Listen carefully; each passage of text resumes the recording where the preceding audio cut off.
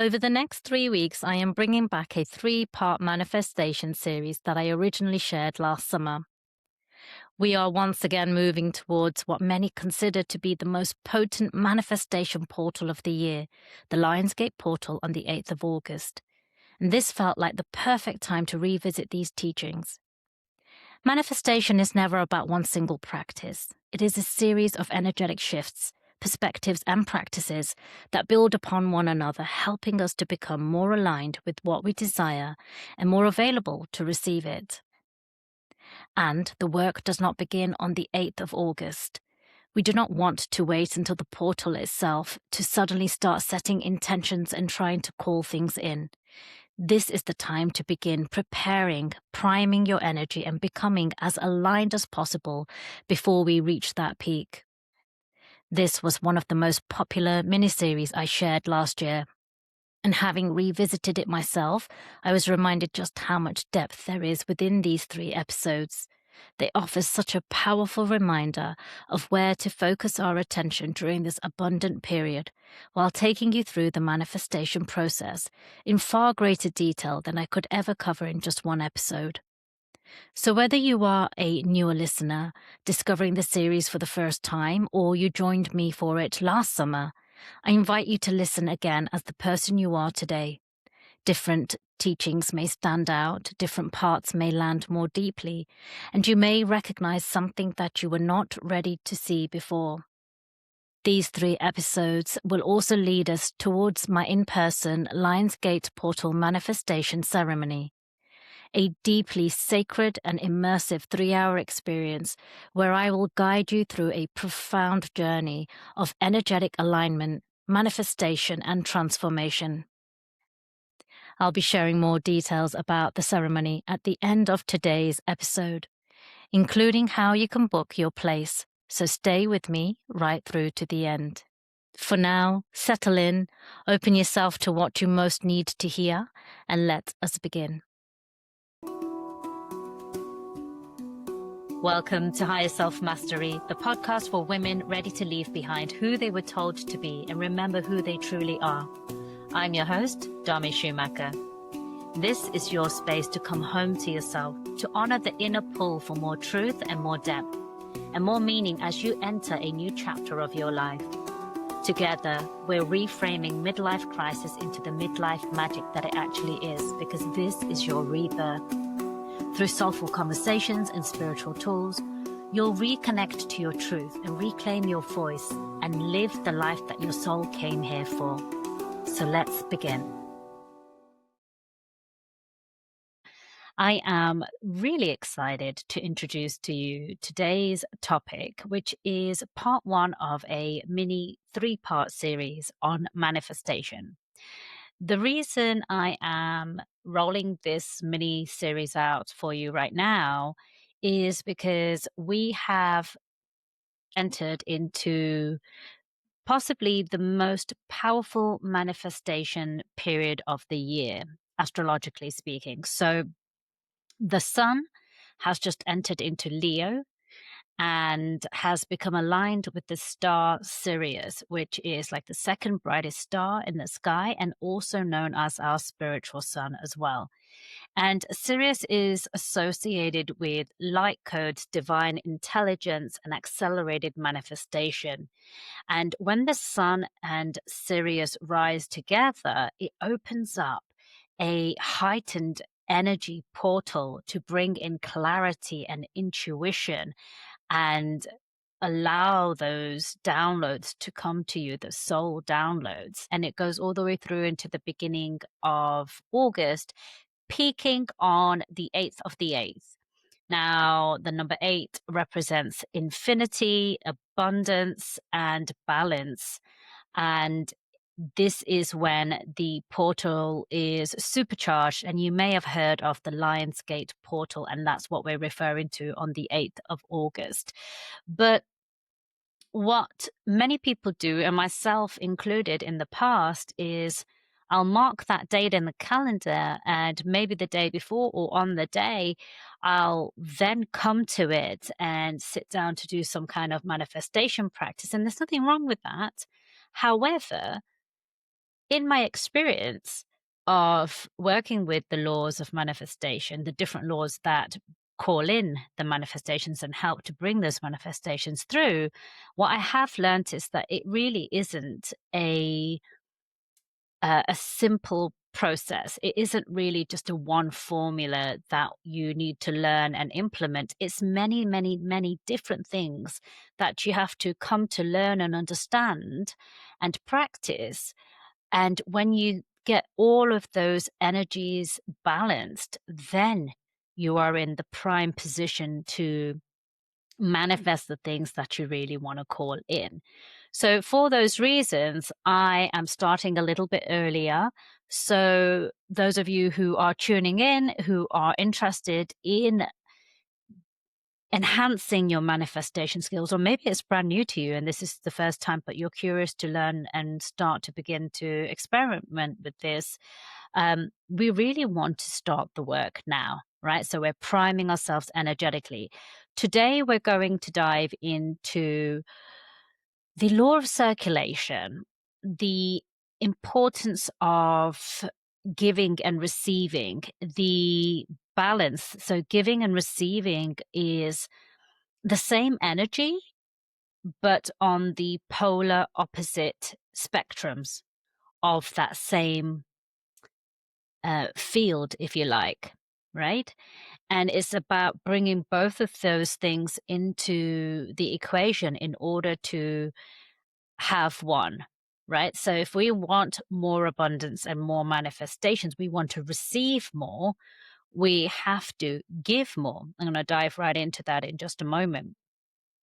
This episode is also going to help you to really energetically prime yourself to be in a position to receive those manifestations that you want. Because believe it or not, we can sit here all day and say, I would like this, I would like that, I would like this, I would like that. And you can do all the rituals and the ceremonies, and you can get really clear on your vision and all of those things. And they are important, yes. But if you are blocked in your ability to receive, then no matter how much you become aligned in those other processes, in those other aspects of the manifestation, they will not be able to come through to you. So that's what we're really going to focus on today.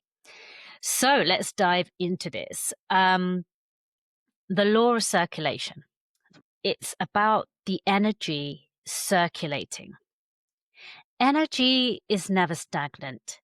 It doesn't lie dormant. If it's dormant, then it's not alive. And if you're listening to this, you're alive. So the energy within you is forever moving. The energy all around us, where we receive vitality, the plants and our environment, nature, everything that is alive has energy in it that is moving. And you may be familiar from different cultures and religions, but they all share similar teachings, or the core of their teachings ultimately are sharing the same teachings. And one of those teachings, I'm probably going to get the wording incorrect here, but you'll get the gist of what I'm saying here. But one of the famous things that Jesus is known to say, and he says, treat thy neighbor the way you wish to be treated yourself. Now, on the surface level, it's still a valuable lesson. If you want to receive kindness, be kind. If you don't want to be mistreated, don't mistreat others, that sort of thing, right? And yes, that's important, but that is just looking at it on a surface level.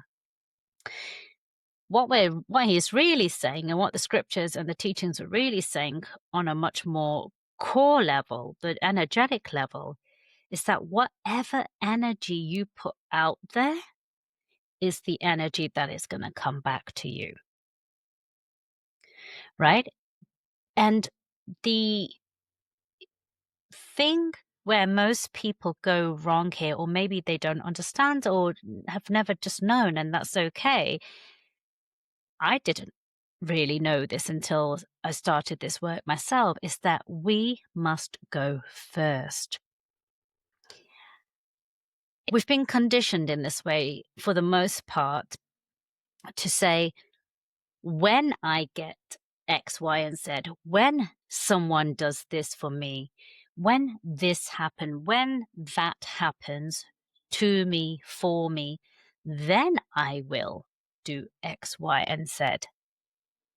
And that's just backwards. The way it works is that we have to go first. We have to start that energy in motion and get it circulating. An analogy that I really like to use and remind myself of, because it's when you picture it, it's a no-brainer and you can't forget, is the analogy of a wood stove. It would be absurd to walk up to a wood stove. It's cold, you want to warm up, you've just come in from outside, it's bitter, and there's a lovely stove and there's a lovely pile of wood, and you sit and wait at the wood stove, waiting for it to give you some heat. But you haven't put any wood in. You're just going to wait.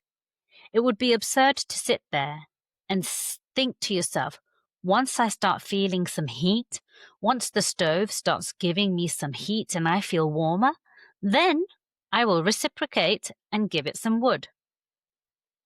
This doesn't make any sense. It defies the laws of physics, right?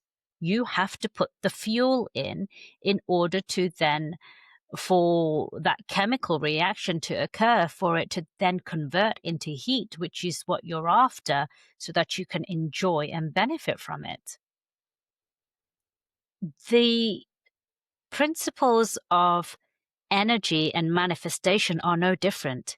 It is still physics, it's still quantum physics. And you have to go first. You have to start the momentum, get things moving, and start it circulating. And it is circular, and I really want to remember this, and this is really important. And that's why I like it. These laws have many different names from different schools, and one isn't better than the other, or one isn't right and one isn't wrong. But the reason I like referring to it as the law of circulation is because the word circulation really helps me to remember that this action is the flow that energy will take. Starting from me, as I put out, whatever I put out, like a boomerang, it's going to come back to me. And another way to think about it, it's not so much circular, but a different type of analogy that you might prefer or want to work with. And I use this in certain areas. I like to use this with money, specifically with money, is water. Water, stagnant water, if you've ever come across stagnant water, will start to decay and smell, grow bacteria. It's no longer safe to drink from after a certain amount of time, because it's just getting stale as it sits there. Whereas flowing water, which is the natural form for water, is to flow, whether it's flowing in the sea back and forth in the tides, whether it's flowing down from the mountains, through the streams, through the rivers, whether it's flowing down a waterfall, whether it's raining.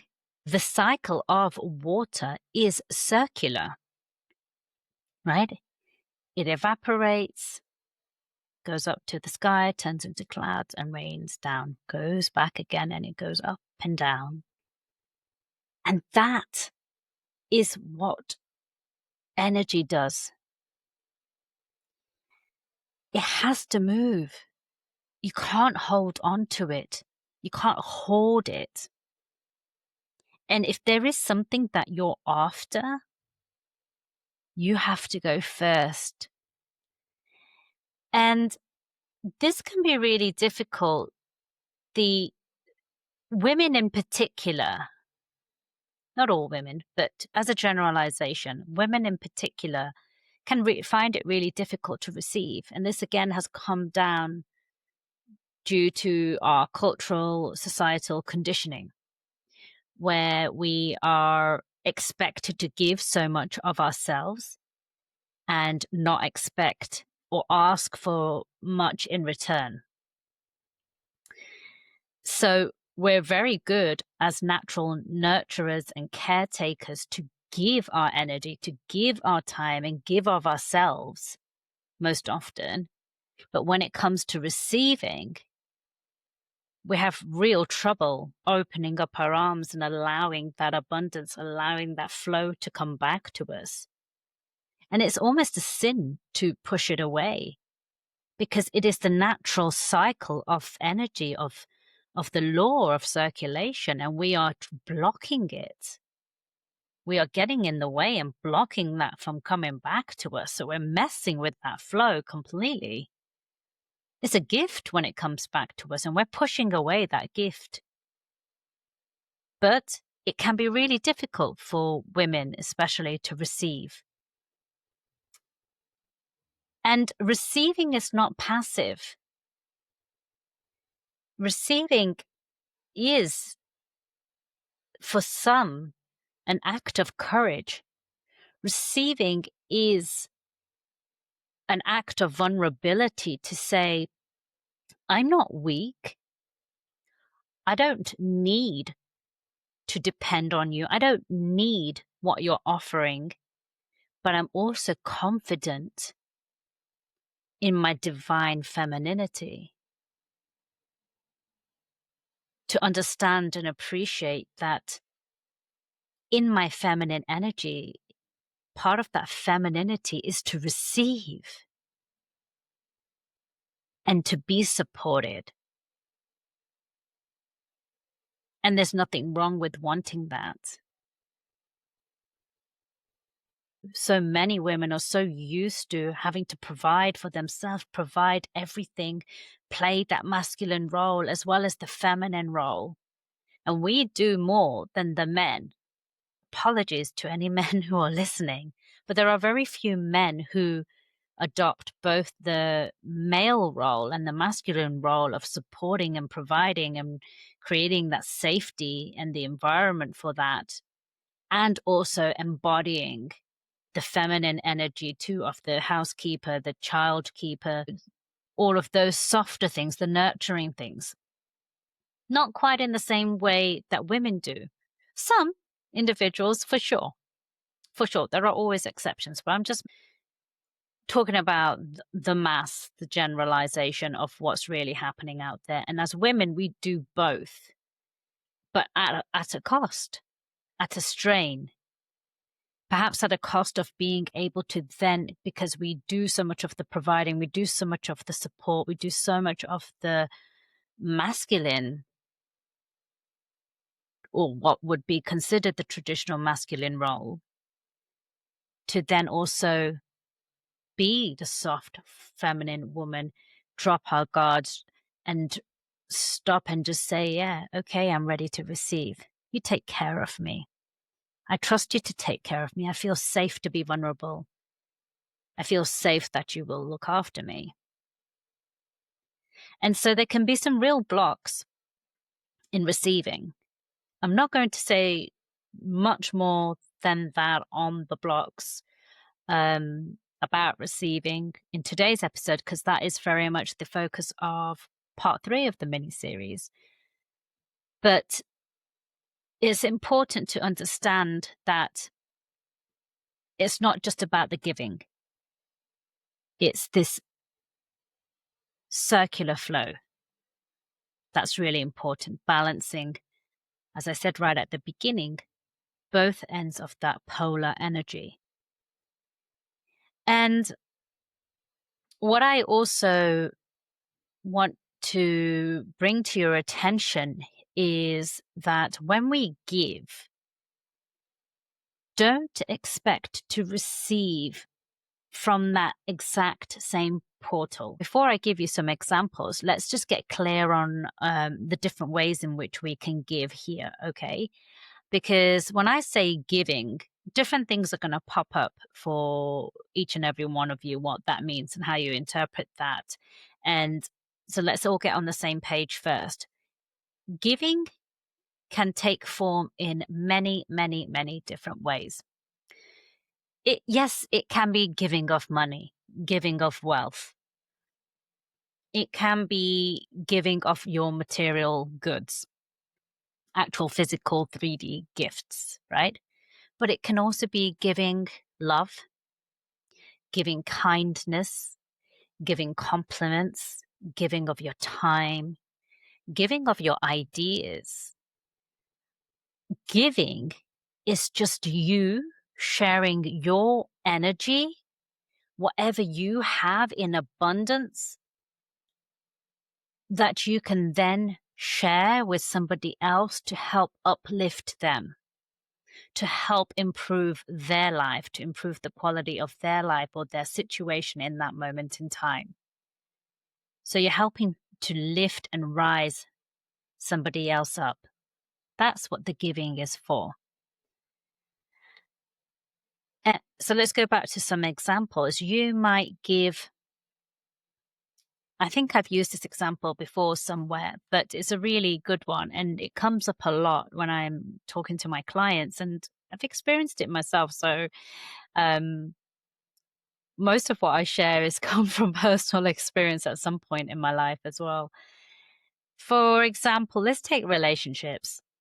If you are wanting your partner to show you more love, more compassion, to just see you more, to hear you more, to give more, to spend more quality time with you, especially in relationships. And this is why this is a good example, because when it comes to people, that's when things get really muddy, right? And we end up pointing fingers, and because we get hurt and our emotions get hurt, and we don't want to so easily put ourselves in vulnerable positions once we've been hurt.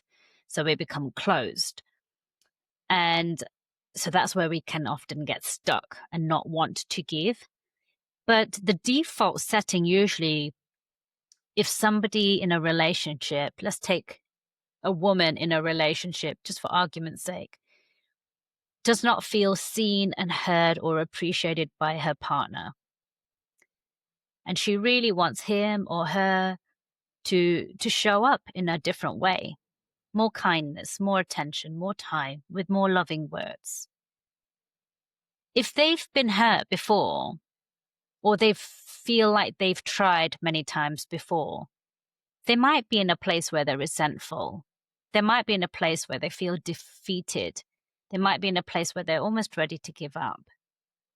And they might be in a place really where they feel so tired, so worn out, frustrated.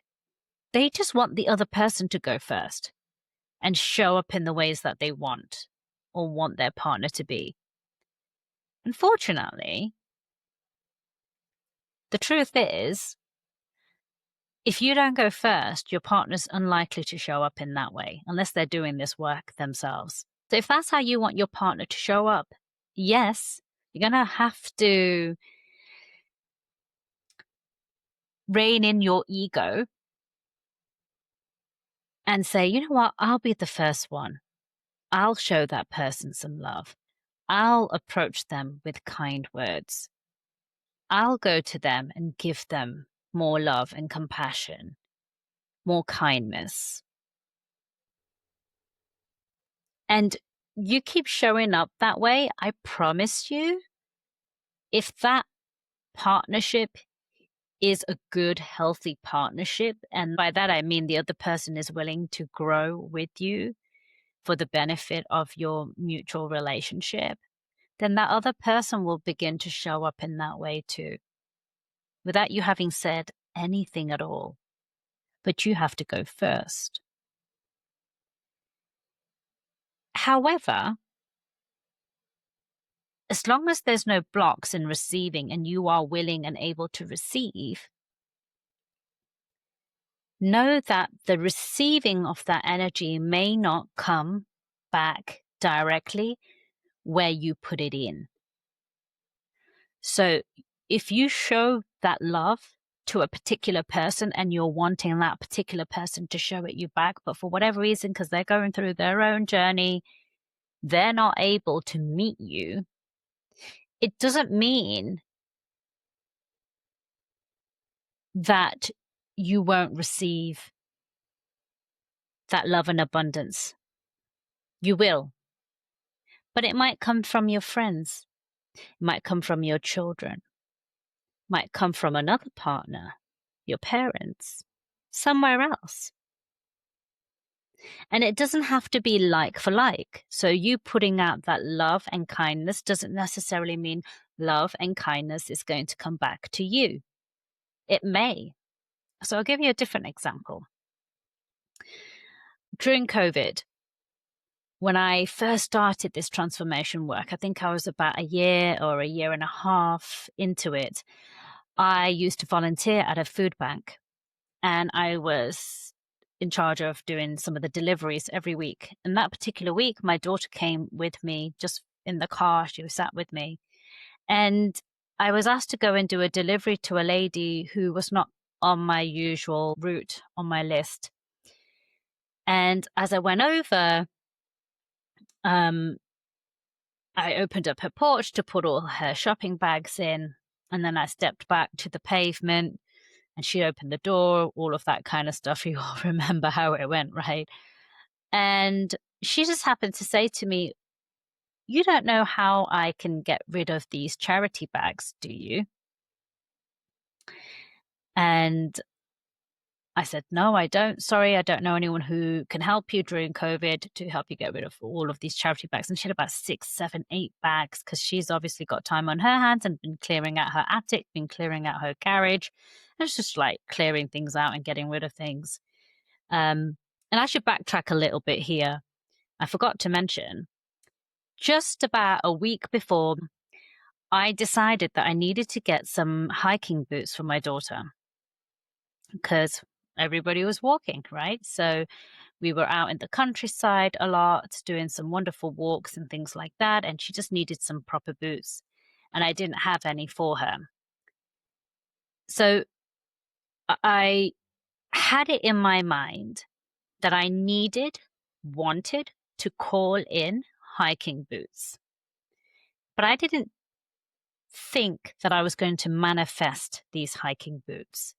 I just put the request out there that, oh, I want to get some hiking boots for my daughter, something comfortable for her. So when we do go on these long walks, she's got good, comfortable shoes for her journey. And at that time, so early in my transformation journey myself, it didn't even occur to me, or I was unaware, I was still learning how these laws actually work. To me, I was just thinking, right, okay, so I need to set aside some money. And this is what most people would have thought. And I still fall into this trap sometimes. I need to set aside some money so then I can go out and buy some hiking boots for her, right? So the logical progression is, okay, so this is what I desire. Find some money, set aside some money, and then go out and make that purchase, right?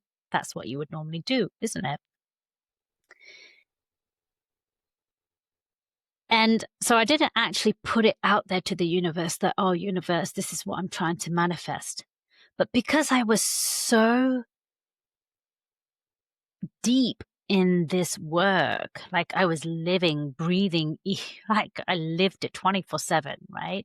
I still do, but a little bit more maybe even then because I was studying it and writing about it and journaling it and like working through all that myself and coaching it as well at the same time. Like the energy within me was so aligned. When I went to deliver to this lady, she then saw my daughter. So she just asked me, about the charity shops. And I said, no, sorry, I don't know. And then she saw my daughter in the car. She goes, is that your daughter? I says, yes. She goes, well, most of the things that I've just cleared out used to belong to my daughters. They're probably similar in age. Do you want to have a look? I says, why not? Let's have a look. So I started opening the bags. And I kid you not, you know what I'm going to say, right? And I had the biggest smile on my face because I realized what was happening then. The first bag I opened was a whole bag of shoes in her size. Yes, there was a pair of hiking boots. Then there was a pair of other trainers. There was some pair of like ballet pumps. There was about 5 or 6 pairs of shoes that she instantly fell in love with and fit her. And this lady was giving away. So she was helping us because we were looking for a pair of hiking shoes.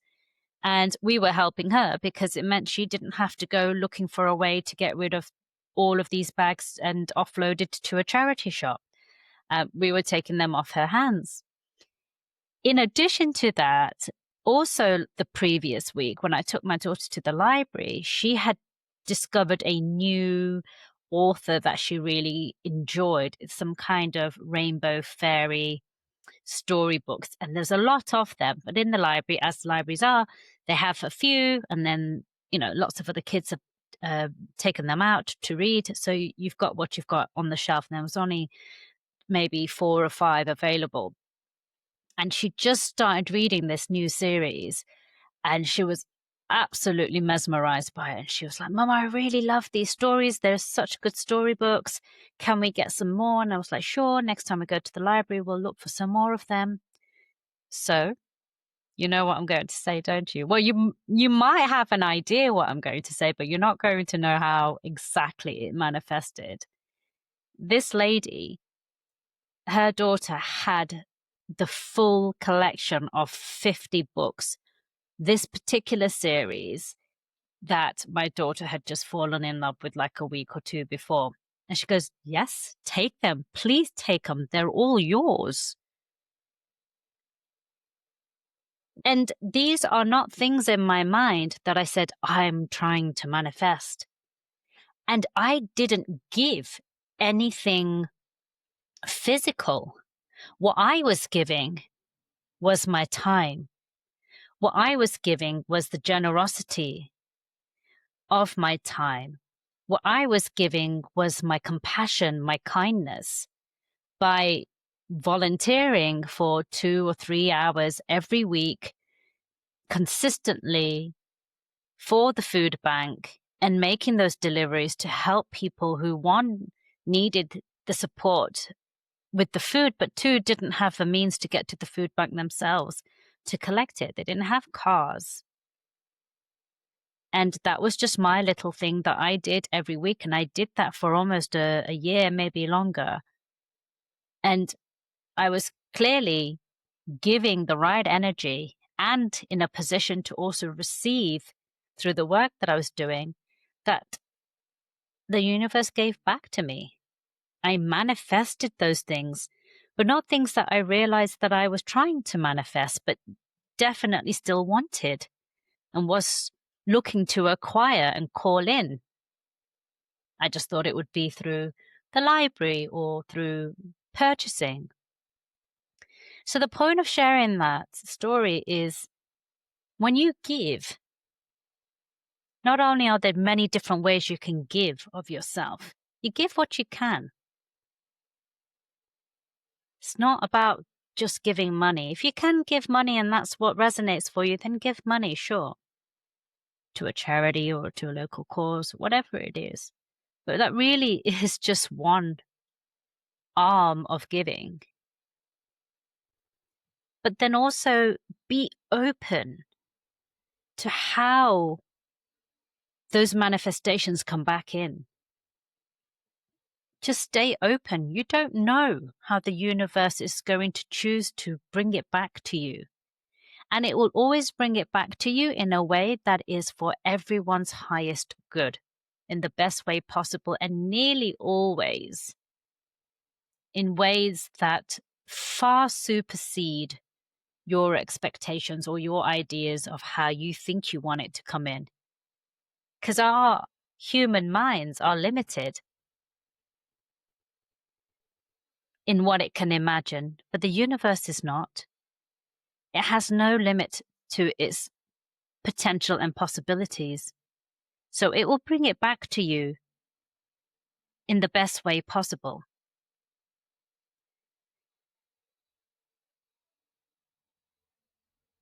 So stay open.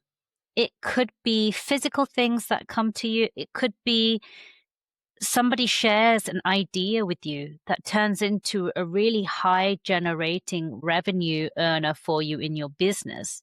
A small, simple idea that they just say in passing.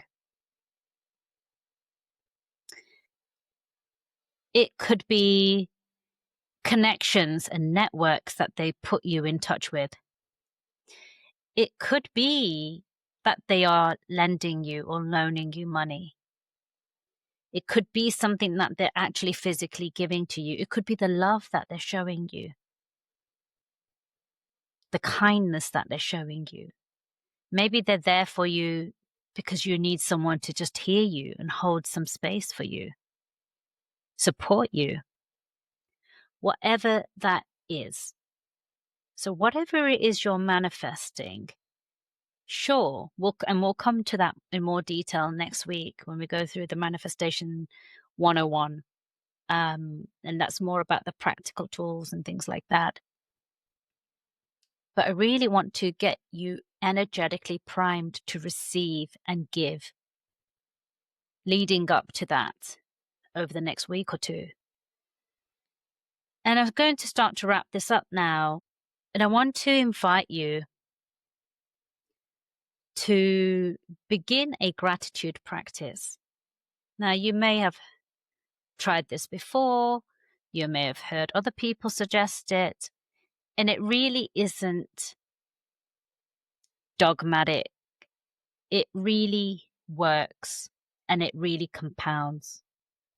Start small. If you already have a practice, see if you can increase that. And the reason for having a gratitude practice and why it works and why it's so potent is because gratitude vibrates at the same frequency of abundance. And when you're trying to manifest something, no matter what it is, what you're really saying is that you wish to be more abundant in a particular area of your life, whether it's more health, more abundance of health, more abundance of love, more abundance of relationships, more abundance of money, more abundance of time, peace, whatever that is. It's just more abundance of something. And abundance and gratitude share the same frequency. But again, it works with the law of circulation because gratitude is you giving thanks, being grateful for what you already have. And it can be small things, it can be big things. It doesn't have to be exceptional. It might be, but it can really be the ordinary, everyday things. I have had a gratitude practice for the last 5 years, and I cannot stress to you enough how much it shifts your vibrational frequency, how important it is as a core fundamental practice. I usually will write 10 things at the end of the day that I'm grateful for. Sometimes something exceptional may have happened. Sometimes it's really easy. Sometimes I have to really think hard. And those are the days you really, really want to make sure you tick off those, however many you say you're going to write. So I usually do 10, but during this period, I'm upping my manifestation list to 20 to 30 things every single day.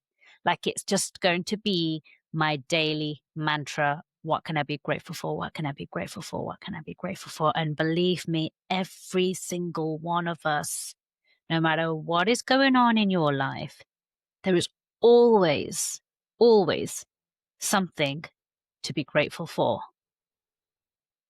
however big or small.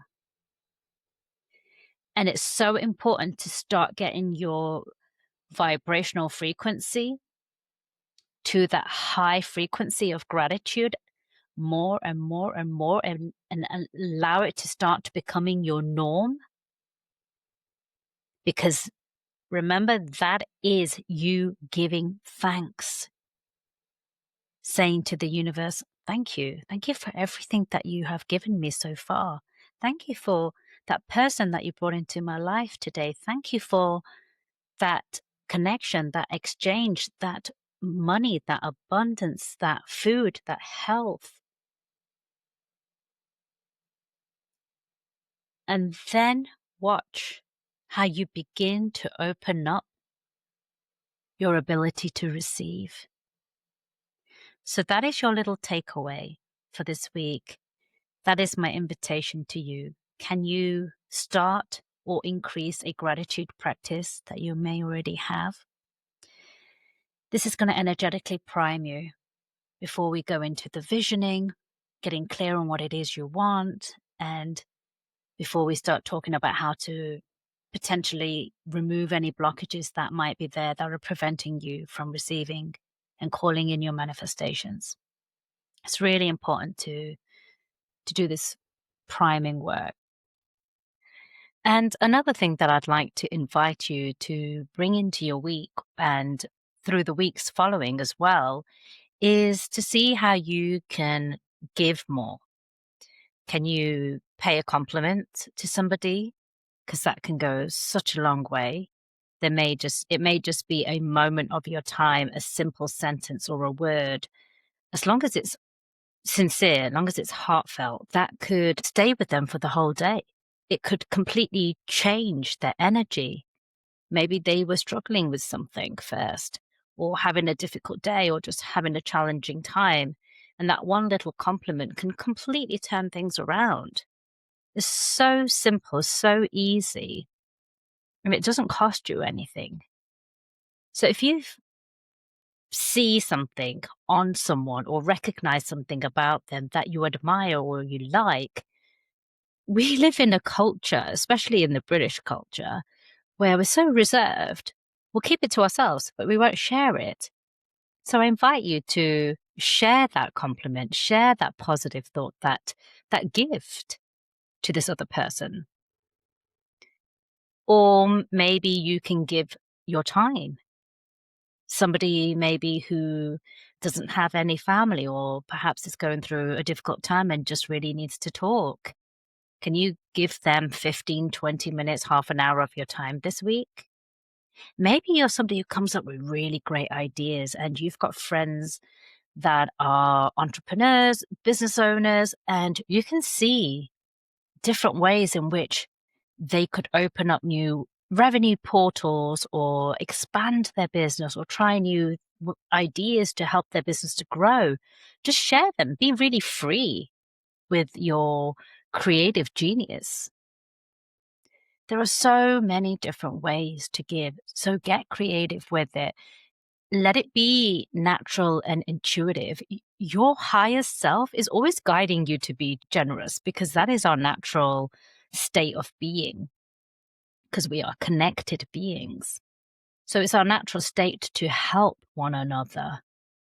So take these practices with you this week and begin noticing what shifts when you consciously open the flow of giving and receiving. Before you go, I want to share something with those of you who feel called to continue this work with me in person. Sometimes manifestation isn't about learning another technique. It's about uncovering what your soul has been trying to show you all along. I'm calling in just 13 divine women to join me for an intimate Lionsgate Portal manifestation ceremony. If you've been doing all the right things, reading the books, creating the vision boards, setting intentions, and repeating the affirmations, yet the manifestation that matters most still isn't landing, this may be the missing piece. This is not simply another workshop or class.